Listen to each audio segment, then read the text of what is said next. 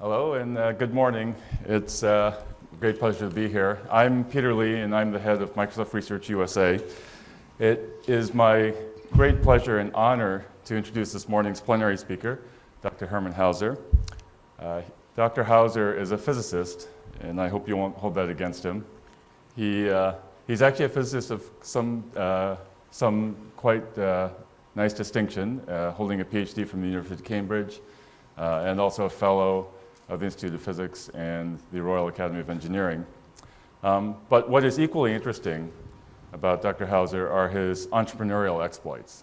And in 1997, he founded Amadeus Capital Partners, and from there, founded or co-founded numerous interesting and winning technology companies. Maybe one of quite some note and possibly having an impact on all of your lives is Acorn Computers, which spun out the ARM. Yesterday, in discussions with Dr. Hauser, I was really amazed to learn that last month alone, there were more ARM chips shipped than in the entire history of Intel chips, which is quite an amazing fact. And so the impact and transformation on the world has been quite stupendous. Of course, there are many other companies of note, including ActiveBook, Tobii, Verada, Cambridge Network Limited, and many more. In recognition for all of his accomplishments in the transformation of technologies on society, last year he became Fellow of the Royal Society. Today, I think you should really look forward to a talk from a man who has an established record and a great nose for technologies that are interesting, transformational, and maybe most importantly of all, winning. And so please join me in welcoming Dr. Hermann Hauser.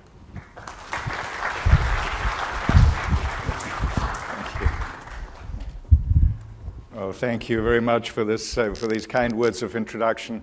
It's not actually last month, it's last year that we sold 9 billion ARMs, and I'll go into this a little later. On the subject of investing in successful companies, I'm in the position of sharing with you the secret that I learned of what really makes a successful company, since I'm one of the very few people in the world who's made more than 100 investments, and therefore arguably I have a better data set than most. And the secret that I want to share with you is that it's random. So here is the pretentious part of a title of my talk. It's the sixth wave is really machine learning, but the pretentious way of thinking about it is really reducing the human part of the comulga of complexity of whatever you're doing. So here is the content. As every good computer scientist, when you've got 6 waves of computing, you start with the zeroth.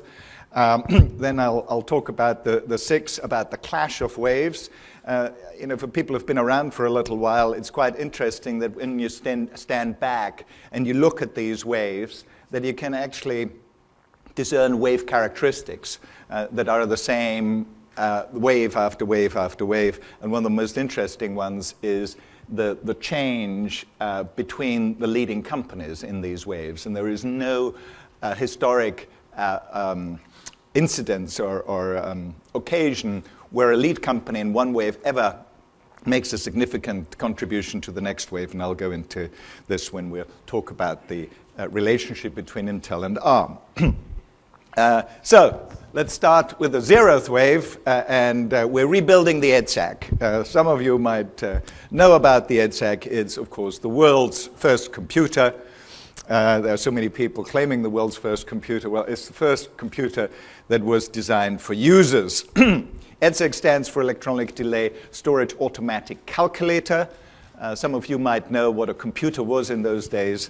Of course, it was a person who did the computing. So these things were calculators. It was constructed by a famous computer scientist called Maurice Wilks.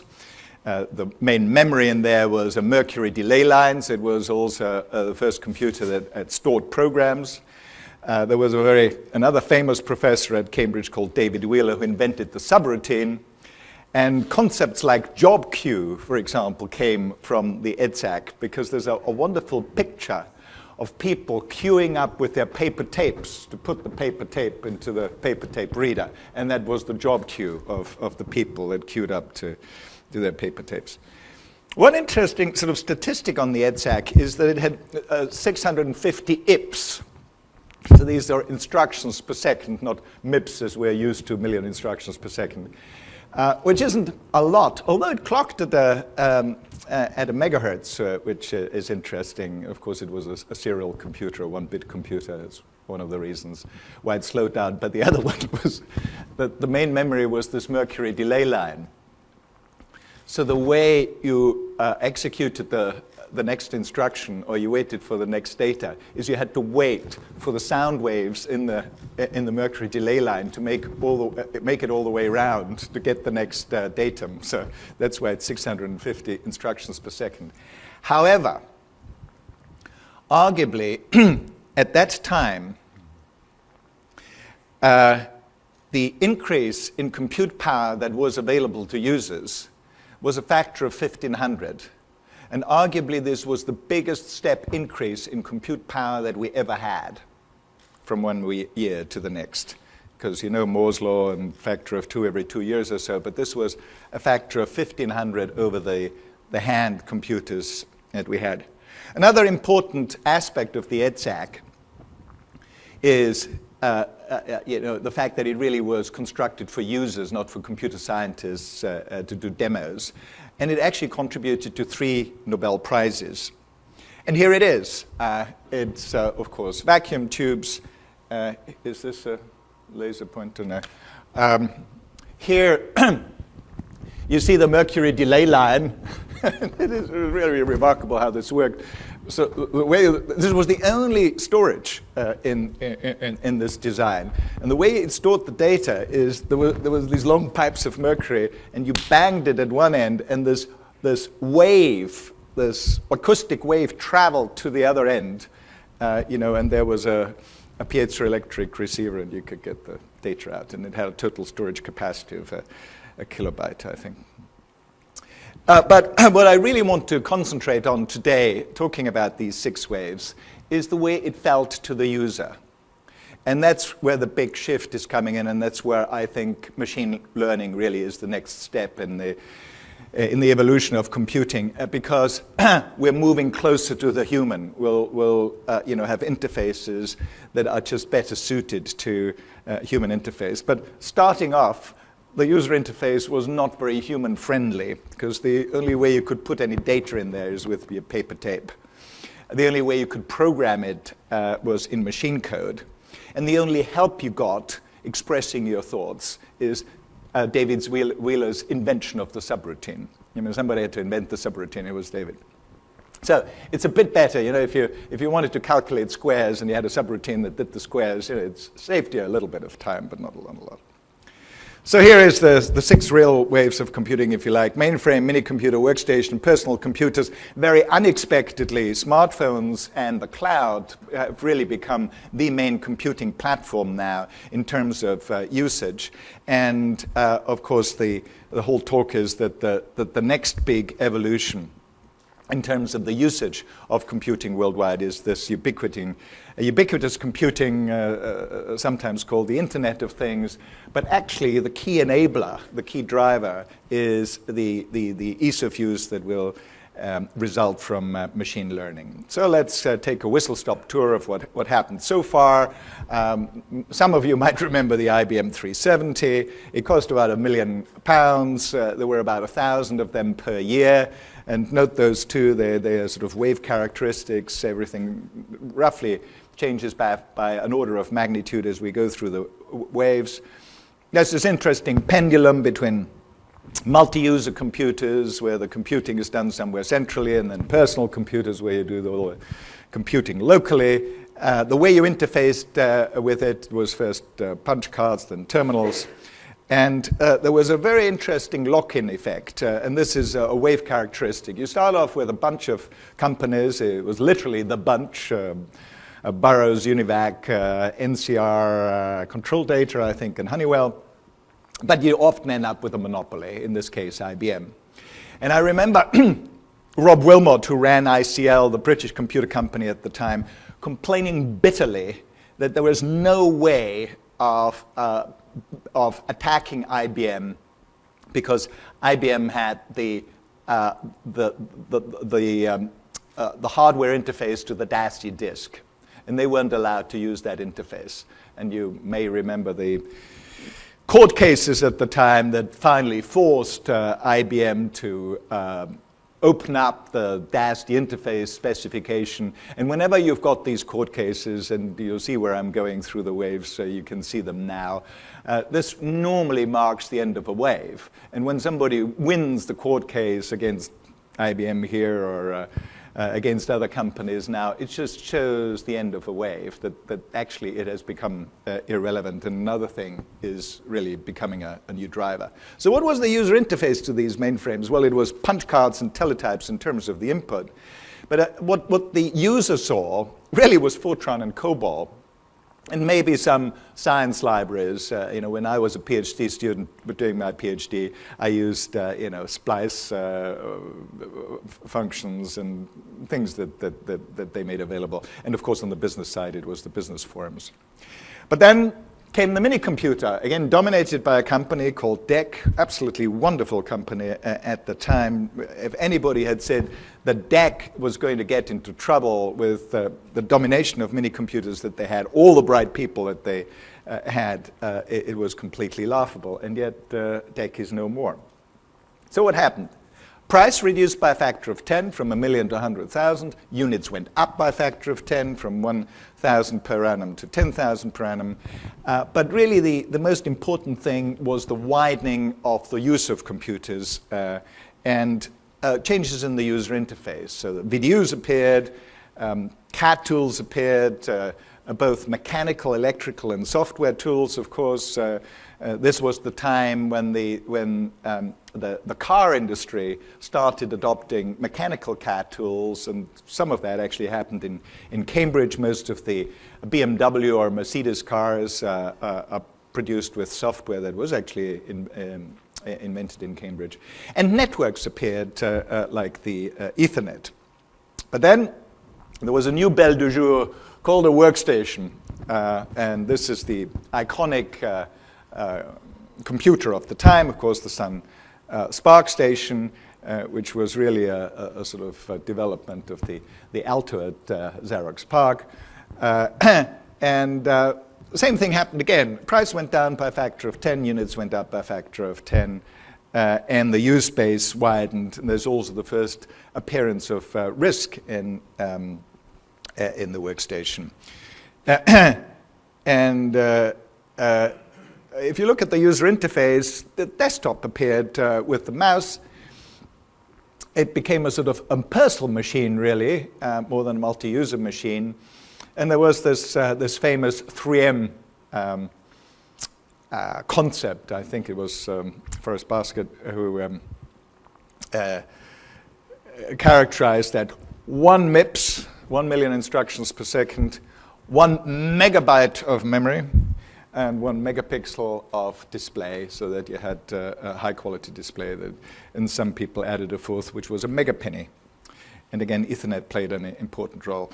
And then, unexpectedly, the personal computer appeared. And if you allow me a little trip down memory lane, this is my first company, Acorn Computers, which produced the BBC Micro. And although ARM is probably the company that I'm best known for as the godfather of the ARM, it's actually the BBC Micro that I'm most proud of, because it became the standard in British schools and created a whole generation of programmers in Britain. So at the time, we arguably had more programmers and more people were being taught programming than any other country in the world. And many of our games companies or companies like Autonoma, Mike Lynch still remembers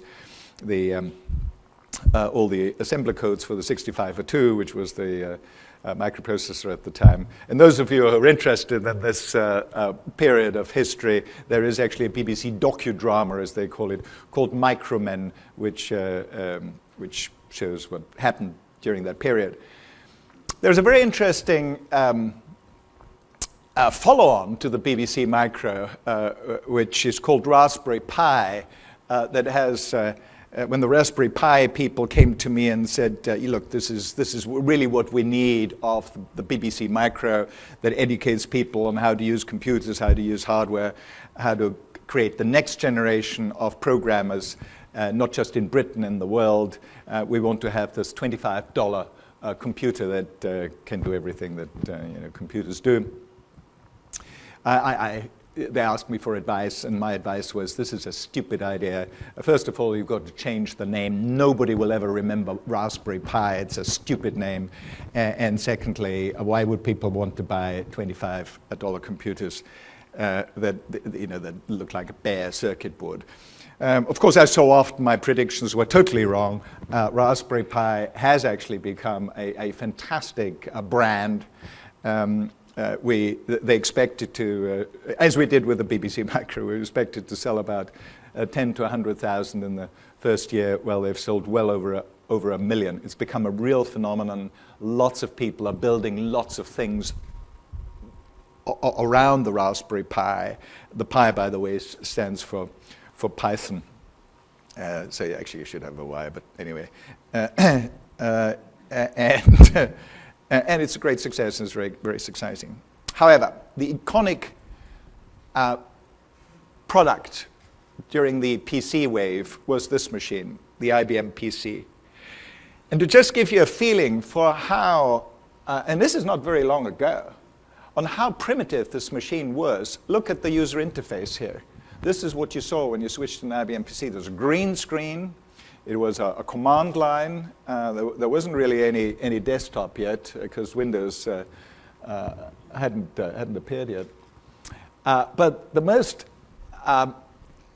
best demonstration of how fast computers have developed and how fast hardware has improved really is the main storage of this computer. There are 2 floppy disks in there. Does anybody remember the memory capacity of a floppy disk?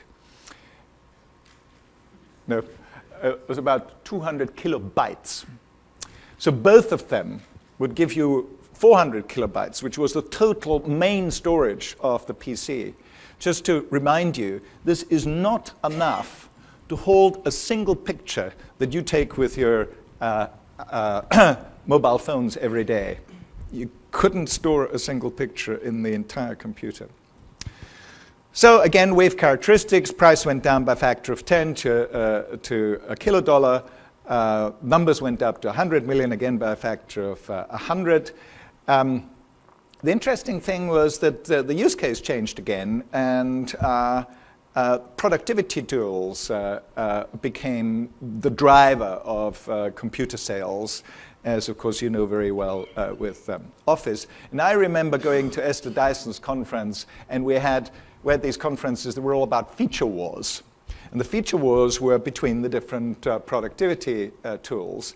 War was between Lotus 1-2-3 and Microsoft Excel. And every year, Bill would get up and said, "This is what Excel now does, and it's so much better than Lotus 1-2-3." And then Mitch Kapur gets up and says, no, we now have a better Lotus 1-2-3 because we can do pivot tables or something. So this fascinated the PC industry. Again, something that you think, what's the big deal? This is not really where the action is or what's interesting. But this was where the action was and what was interesting at the time.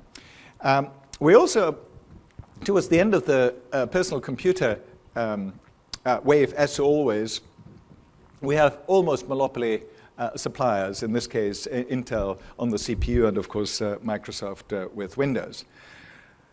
But what's the user interface, which has come a little bit closer to the human? There's the desktop user interface, Office I talked about, but it's not just Office. There was then a great plethora of heavyweight applications, I would say, like Photoshop or again, CAD applications. But then a new thing happened, which completely changed the use base of PCs, which was the internet and the browser, and things that you could do on top of that, and of course Google, the search, and now social. But there were also breakthroughs, again, that, of course, you know a lot about, like Kinect. You know, people got used to the mouse and the keyboard, but to be able to interface with the computer through gestures and your body was really something quite revolutionary. And it is wonderful what you've done with Connect, introducing this to the computing environment.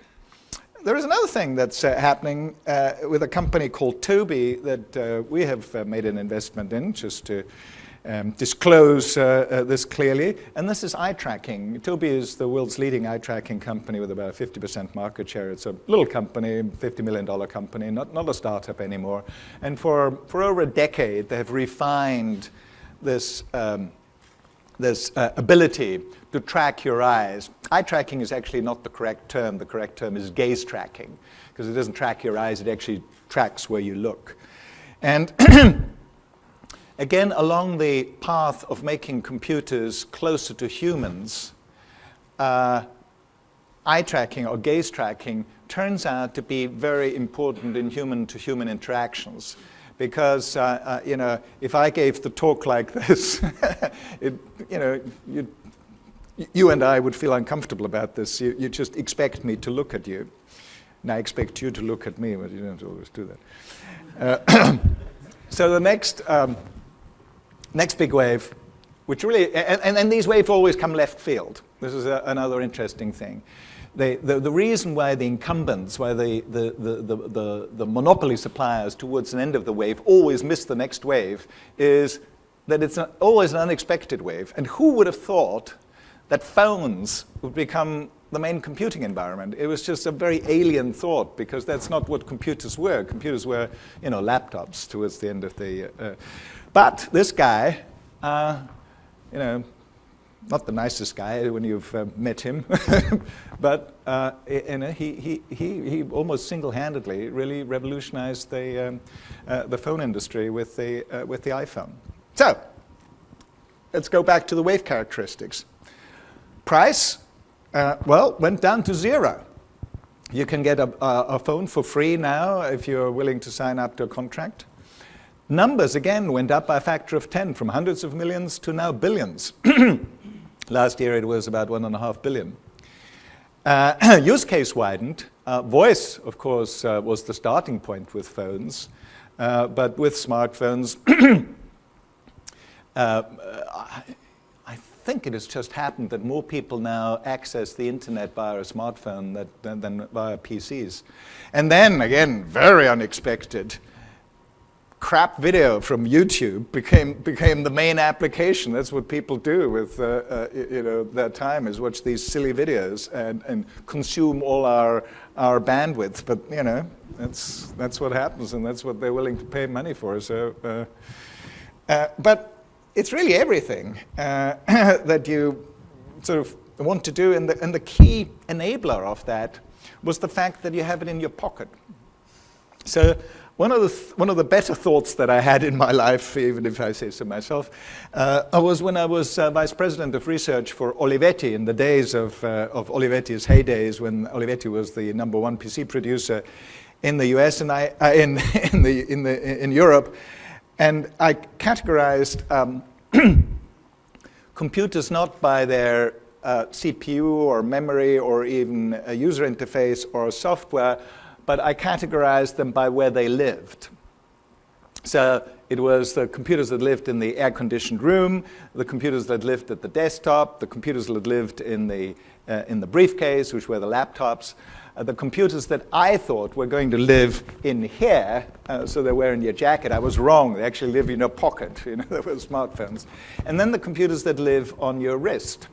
And maybe we'll just see that around the corner, because there's a lot of talk about iWatches or these Nike bands, which are really very primitive, and they could be a lot more interesting. And I think they will be next year. So one of the many ways I made incorrect projections was this thing about mobile phones in Europe. Remember, just a few years back, Europe had it all. We had a company that provided 40% of the world's phones with Nokia. It was a totally dominant, the dominant mobile phone company. Not only that, we dominated and still do the infrastructure. Ericsson is the #1 provider of mobile infrastructure in the world. And that at that time, I thought that with a Symbian, we had a reasonable operating system that could dominate that as well. So I was convinced that it was Europe's time in the sun, and we are going to take this away from America, that is normally the technology lead. And I was wrong, because Apple completely changed the game. And Europe, which of course had the leading infrastructure as well, you mustn't forget, 3G first rolled out, well, first of all, is a European technology and was first rolled out in Europe. So we actually had the better mobile infrastructure for a very long time, also better data infrastructure, again, that has moved to the US with 4G and LTE.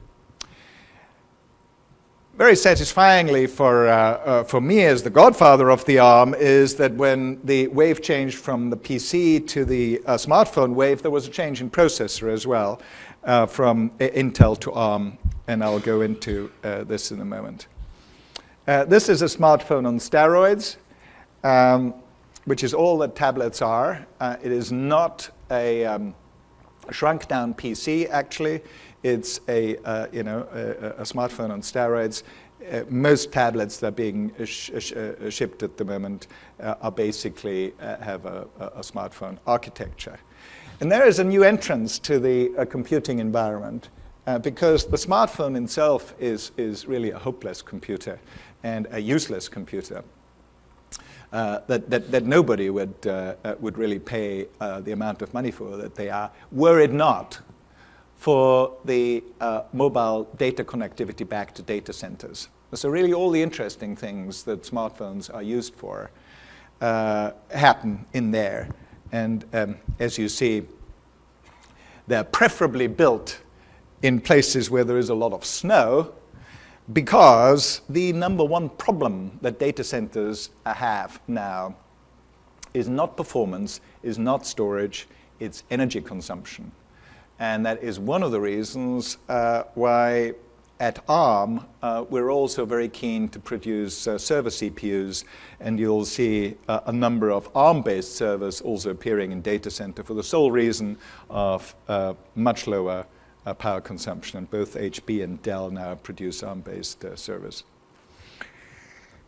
But there's also, again, a move towards the human in the user interface. So voice recognition has really become good enough now to be useful.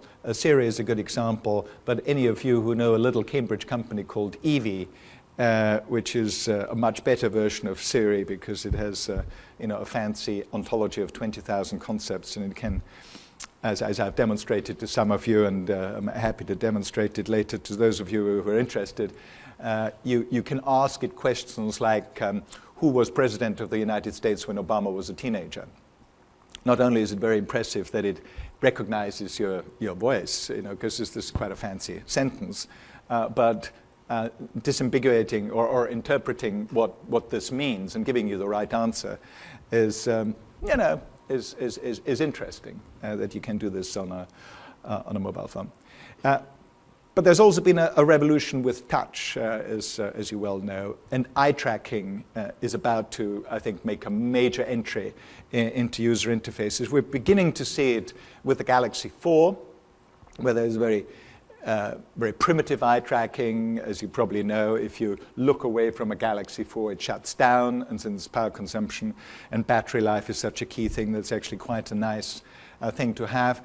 The other thing that's nice is if you come towards the bottom of what you're reading, wouldn't it be nice if it scrolled up? Well, eye tracking can do that for you.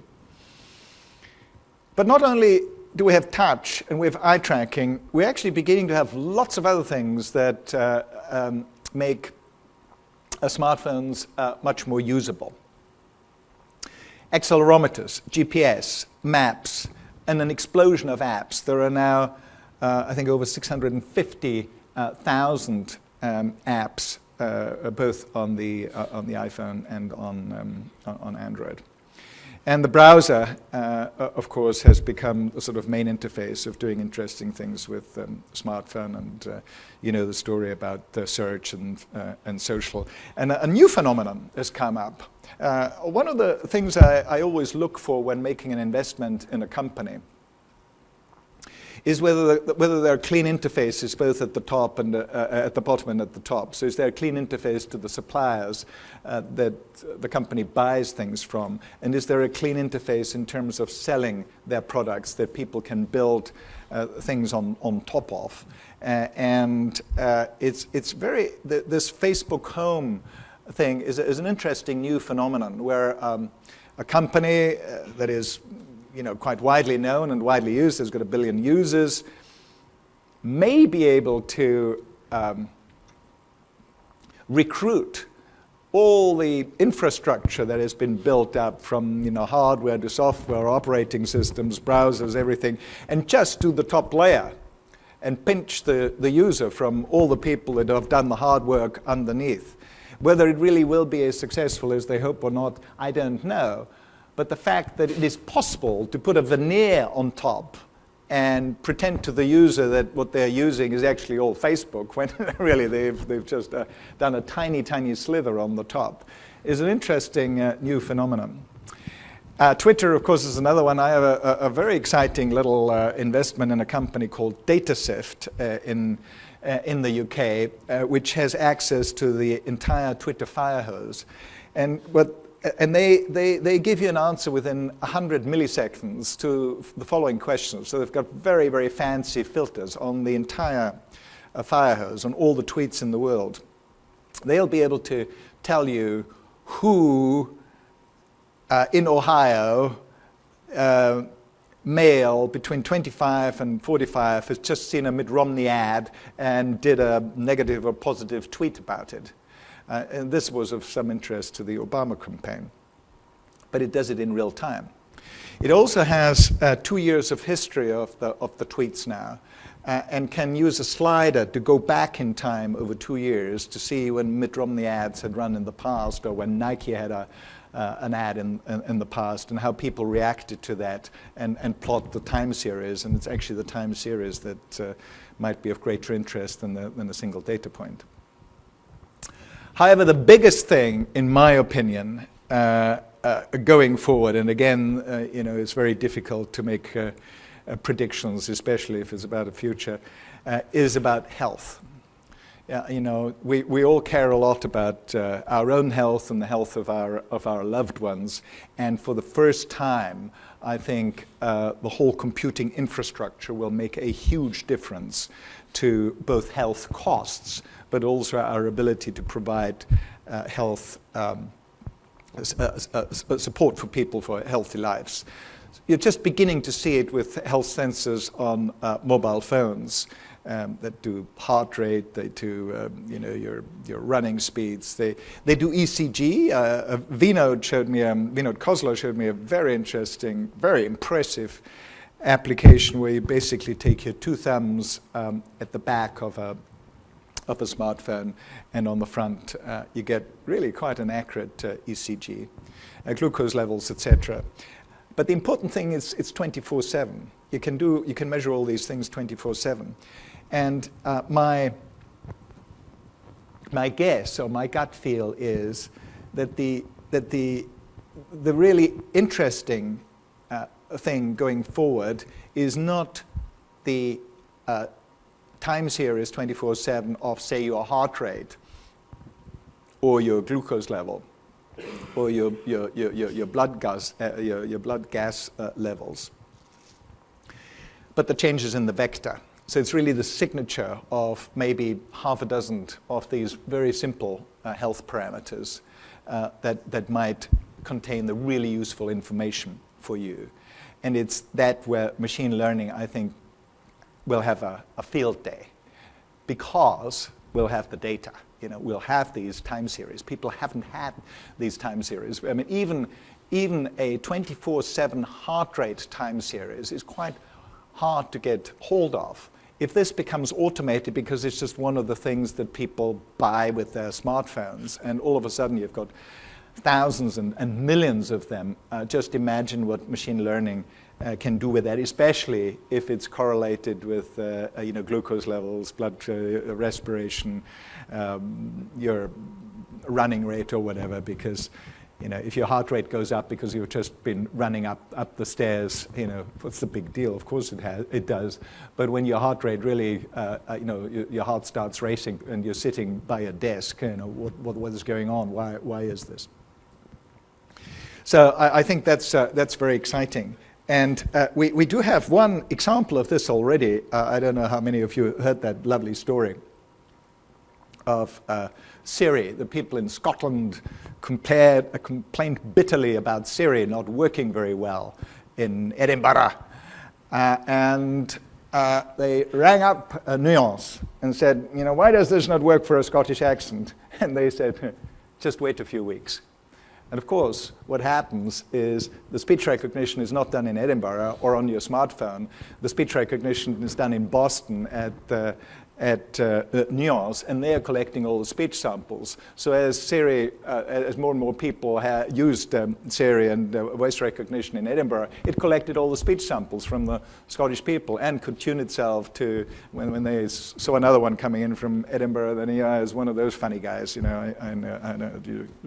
So, data sets are important. So let's come to the meat of the talk, which is why I think machine learning, I've got a really hard task here. I've got to convince you that machine learning is very important for the computing industry.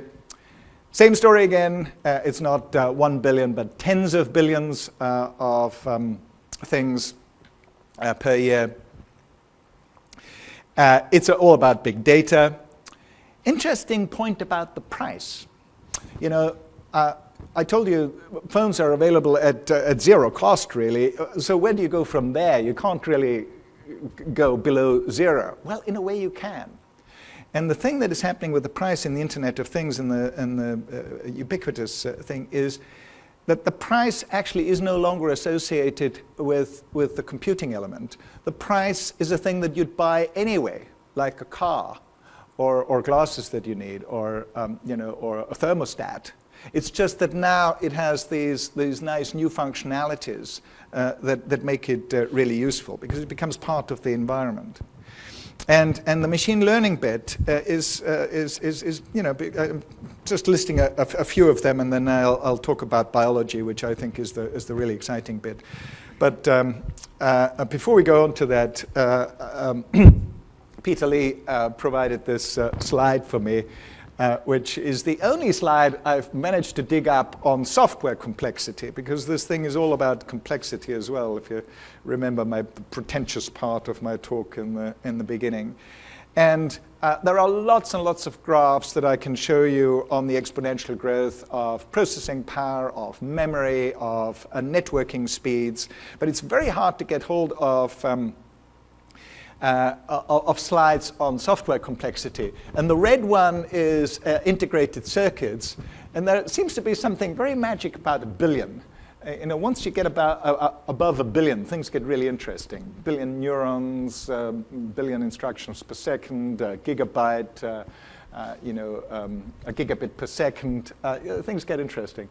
And we're just getting to the billion. The latest Xeon processor needs about a billion lines of code. I understand Windows is now at 60 million lines of code.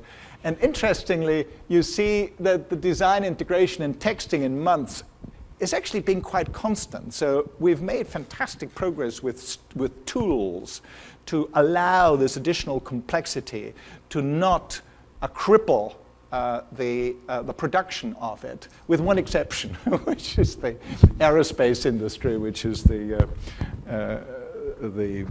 blue bit. The green bit, by the way, is the car industry, which is interesting. They're actually doing very complex things, but they're doing it more and more efficiently. Here you've got the Google Glasses, which I'm very excited about because And the thing that excites me about it is not the first version, which I'm wearing here, but the one with eye tracking. Because and I don't know how many of you followed the Google glasses, but it's not glasses that give you a virtual reality or things that or augmented reality, but it's a display up here on the right that you look up. That's why I have this funny look on my face. And the thing that I'm really excited about is actually that with eye tracking, this allows you to make selections not in a virtual world, but in the real world. So if I look at the light here, I might get the menu of things that I can do with the lights. I can turn it down, I can switch it off. When I look at the TV, I can change the channel. If I look at the air conditioning, I can change the temperature, etc. So it allows a more human interface with the real world. Similar thing with the Google car, or with lots of cars that now appear that can drive themselves. There's tremendous amount of machine learning, but also a tremendous amount of data that needs available, because a Google car, at least, which I drove in recently, can only drive along roads where there is a lot of good street view information. And very iconic little Silicon Valley company that does thermostats. You've got to have a thermostat, but this one learns. Whenever you tweak it, it remembers what you've done. So, what's the big deal about machine learning? Well, it really makes the Internet of Things, the everyday things that you interact with so far, much more user-friendly, much more human. But the big thing, which is the rest of my talk, is the effect this will have on health. So quickly, stepping back and looking at the clashes between these waves. Why does the new wave always win over the old one? Higher volume, lower price, performance good enough. It doesn't need to be as good as the best performance of the last wave. New and more apps and new users and more human. PC, mobile phone is just the change that we're seeing right now. And the last point here is actually an interesting one. Who would have thought that SD cards would become the main storage device, but 64 gigabytes, hey, can do lots of things with 64 gigabytes. Intel versus ARM is a RISC versus CISC story, actually. The only reason why the ARM exists is that we went to Intel and I asked them if we could have the 286, which we thought was a perfectly reasonable processor. They just screwed out the pinout because they put both the address and the data bus on the same pins, and we said nobody can make a sensible computer out of that, but if you give us the chip itself, we'll do our own pinout and maybe we can make something of it. And they said, get lost. So we said, well, you get lost, we'll do our own. It's the only reason why the ARM exists. And then I gave two advantages to the design team that neither Intel nor Motorola nor AMD ever managed to give to their design teams. And the two advantages were, number one, I gave them no people. So it's the only processor in the world that was designed by two people, albeit very smart ones, Steve Ferber and Sophie Wilson. And the second advantage I gave them was no money, because we didn't have any. So the only way they could do this is keep it really, really simple. The ARM, the original ARM, was 30,000 transistors, which was the same number of transistors as the Z80 at the time, which was the main 8-bit processor. The difference was that we managed to get 20 times the performance out of those 30,000 transistors that the Z80 did. So it was a real architectural breakthrough, which led to a world record of making us the world record holder of MIPS per watt, which was not a design team. It was a design goal. It was a side effect. I mean, our Acorn computers were mains powered. We didn't care about the power of the processor. But it was so simple. And if you allow me one anecdote, we actually after the ARM came back, and I bought 2 bottles of champagne in expectation that the ARM would work first time. It just shows the naivety we had at the time. This was a completely new processor. It had never run before. We put it in the circuit board, and 2 hours after this chip arrived, it said, "Hello world, I am an ARM," which meant the processor worked, the instruction set worked, the the basic interpreter that we wrote of an instruction set that we never had worked well enough and the video interface and everything worked well enough that an hour after the processor that had never existed before arrived as its first piece of silicon, and up there, and I opened the bottles of champagne, and we were all very happy about that. And then we measured the power consumption. So we unsoldered the power pin, put an amp meter between the power pin and the power supply, and measured it, and the recording was 0. So we thought, well, you know, this, as a physicist, you don't believe measurements like that. And we said, why would that be? And then we realized that the power pin actually wasn't connected to anything. It was a fault on the board. There was no power there going to the chip. So why did it work? And the answer was that the leakage currents from the data bus and all the other buses was enough to power up the chip and make it work. So we knew we were on a good thing on the power consumption side. So Intel versus ARM, well, we have a good market share in mobile phones now. And you know, if you round it up, if you're sort of a mathematician and you round things up, if they're more than 0.5, we actually have 100% market share. In 2012, we shipped over 9 billion ARMs, which is more than people on Earth and more than Intel has shipped in its entire history.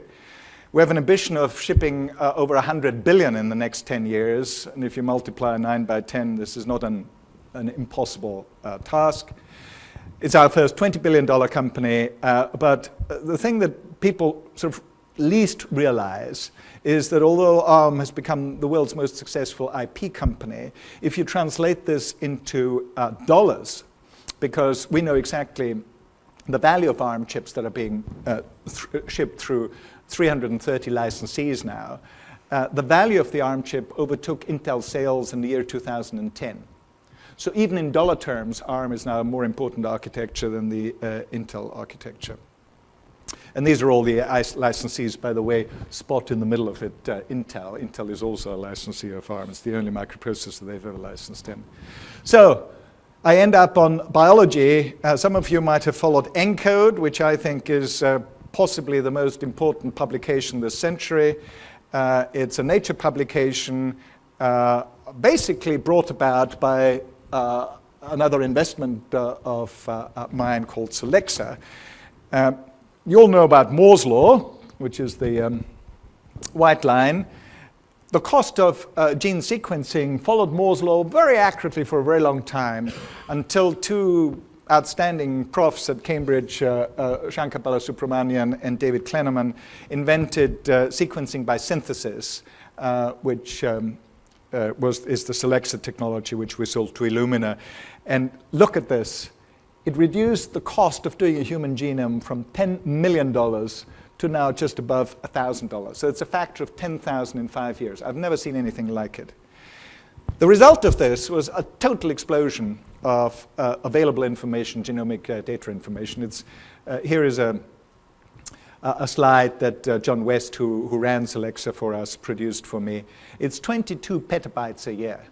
So this is one of the reasons why I've become such a believer in machine learning. We do not have enough people on Earth to analyze this data. We've got to have automatic ways of making these gene association studies with phenotypes. So why am I so excited about ENCODE? Well, it explains what 80% of the DNA does. Just to remind you, when we did the first genome sequence, you know, the famous announcement with Bill Clinton and Tony Blair, when we finally had the first sequence of the human genome, that explained what 1% of the DNA does, because only 1% of the DNA gets translated. There are 32 institutes that contributed to that, so big science is alive. You know, just enormous amounts of data, really good stuff here.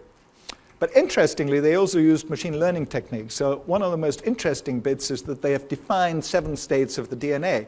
And one interesting one is that WE, it's the weak enhancement thing that nobody really expected to pop up in the classification analysis of ENCODE. These weak enhancers are, I'm sure you remember, the genes are sort of regulated by promoter sites just in front of the genes. And then there are enhancers that are a little bit upstream from the promoter sites that enhance the gene expression. But there are weak enhancers that are about 100 million base pairs away from it, but they're still clusters. So they're still enhancers that have a significant, they would not have shown up had it not been for machine learning. And then there's a fun story to tell with an occasional seminar that I run in Cambridge, where I like mixing up computer scientists with biologists. And Chris came to the last one just 2 weeks ago, and we learned the following thing from Shankar, no less than Shankar Balasubramanian, one of the people who did Solexa with me. He discovered a way of distinguishing between HM cytosine, as you know, the 4 basic pairs. Only one of them gets modified to affect epigenetic things. And later on, they found out that they don't just get methylated. There is an additional modification that can happen, which is hydroxymethylation, which enhances gene expression again, where methylation inhibits it. There are 1,000 papers out there on methylation of cytosine. Most of them say, well, it's inhibitory, but some of them say, well, we see some enhancing effects as well. Now, all these papers were published before it was known that there was actually a modification to this methylation. There was also an HM version of cytosine. And Shankar, just a few months ago, found a way of clearly distinguishing between these two states. So what do you do with all the papers, the thousands of papers that are out there, some of which clearly will be wrong because they thought they had an MC when actually they were doing their research on HMC. You know, how do you go back to the data? The data themselves might still be interesting. It's just the conclusion was wrong. So what you need is an evidence engine. So if any of you are willing to engage in this, even in maybe its frivolous instantiation of what I call a sort of TV evidence engine or a TV veracity engine, which I would like to see, where at the bottom of the TV screen you have a little graph that goes between 0 and 1 when politicians talk, and 1 means that you know, what they say is you can actually find some evidence for. 0 is you find some evidence against what they've just said, and I'm sure most of it would be at half, because you can find neither evidence for or against what they have said, because most of their talk is content-free, as we know. So wouldn't it be nice to have that in real time? Speech recognition certainly is good enough to do that, and I think we ought to be able to find evidence for or against in real time. I just want to end my talk with one of the reasons why I got so interested in machine learning and its Gaussian processes, and it's this unicycle that Carl Rasmussen produced. This unicycle knows nothing about physics. The only thing it knows about is that it's good to stay upright and it's a bad idea to fall over. The control engineers have been trying to make progress with that, doing all the fancy differential equations, and haven't gotten anywhere. And Carl has a Gaussian process with 18 parameters. And as you can see, on trial number 5, this thing stays up for an amazing period of time. So this convinced me that here we've got something which humans are very good at. And when it comes to riding a bicycle, we are the kings. It's very hard to make a computer ride a bicycle very well. Here we've got a machine learning environment that for the first time can learn how to ride a unicycle faster than a human. So I told you a little bit about the EDSAC, 6 waves of computing, the clashes between these waves, and that you know, they are significant. That, in my opinion, machine learning is the sort of key technique that will unlock the 6 wave. And if any of you is interested in building the evidence engine that I described, I would be happy to finance it. Thank you very much.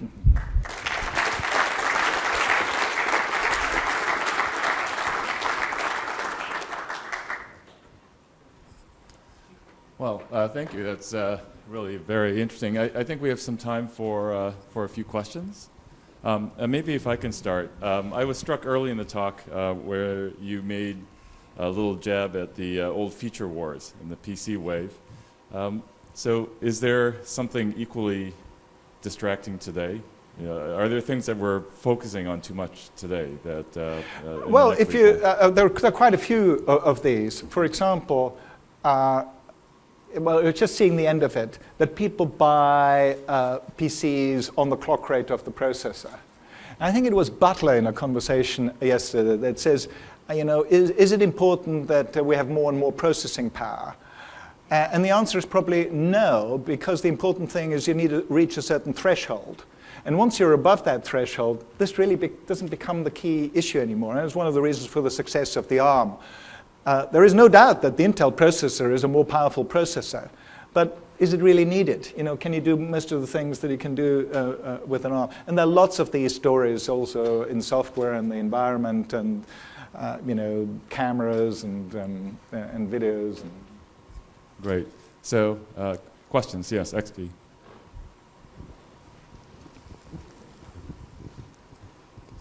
Oh, this is a great talk. Thank you. We all agree machine learning is important.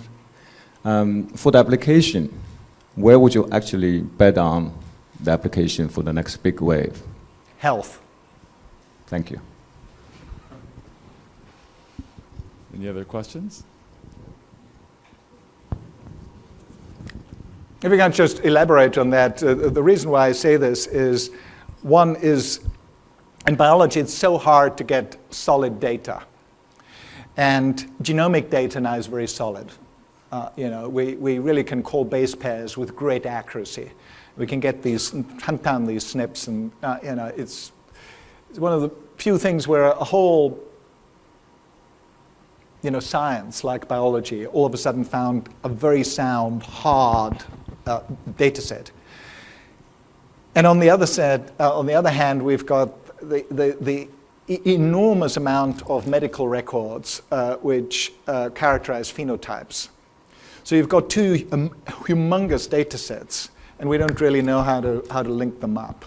And there isn't enough brain power in humans, you know, and enough humans to do that. So doing that correlation, and you know, starting off with association studies, but there's a lot more to biology than just association studies, I think is where the real meat is. Because if you look at the amount of money that people are willing to spend on their own health, it will, you know, make our spend on computers or anything else pale into insignificance. That's where the money is. You know, during your talk, each wave was getting more and more human, so to speak. And so health certainly goes in that direction. Another one that some people might argue would be towards social. So yes. do you see that also? Yes, absolutely. Well, you know, Facebook, of course, and Twitter are good examples of that. But how much money would you spend on social compared on your own health if you knew that it worked? You know, because at the moment, I don't know if you know about that rather distressing statistic that if you take a drug, any drug, on average, it works on 30% of you.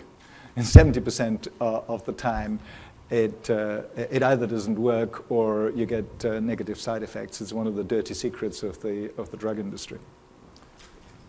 Great. Yes, there's a question here. Hermann, yeah, very exciting talk, very optimistic.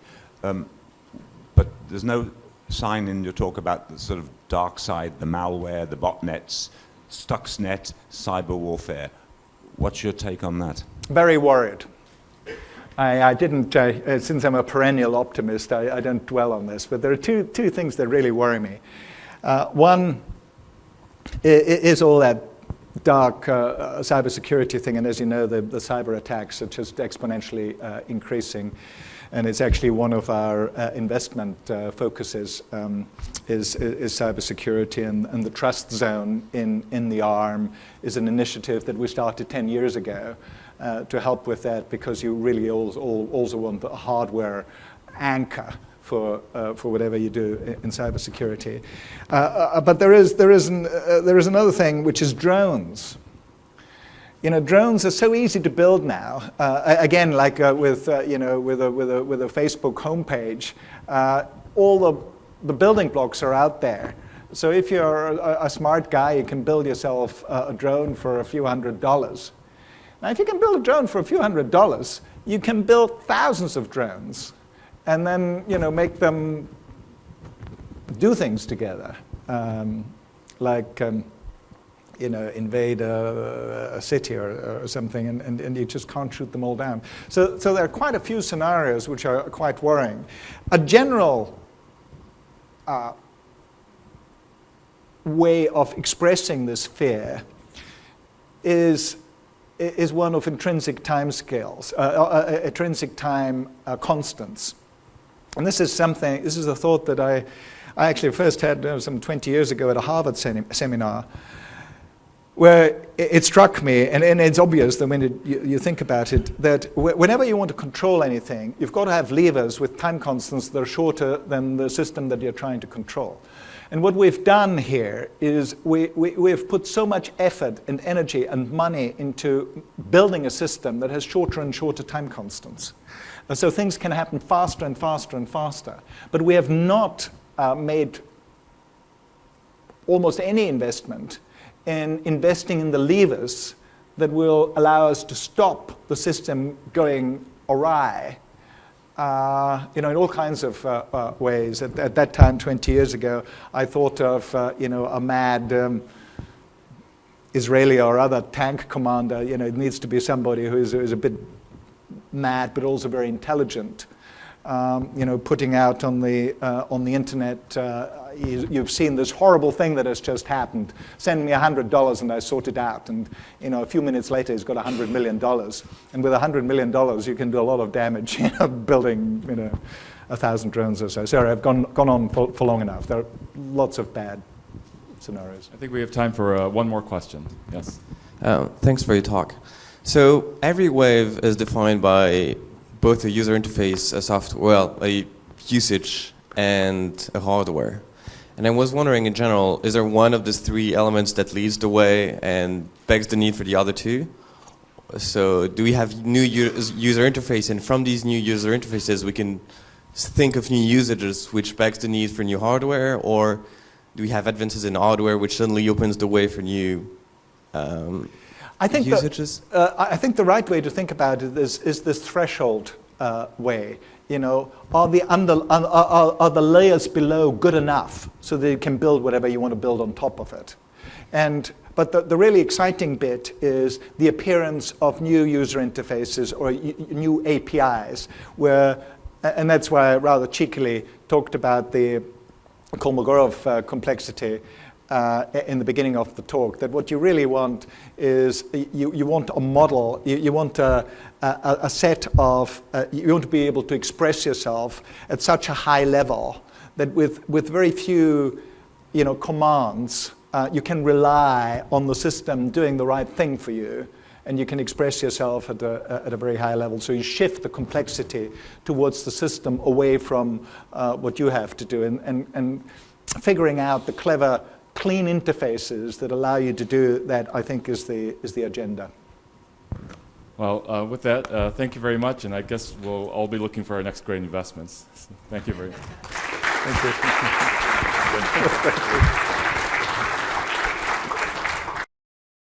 Each year, Microsoft Research hosts hundreds of influential speakers from around the world, including leading scientists, renowned experts in technology, book authors, and leading academics, and makes videos of these lectures freely available.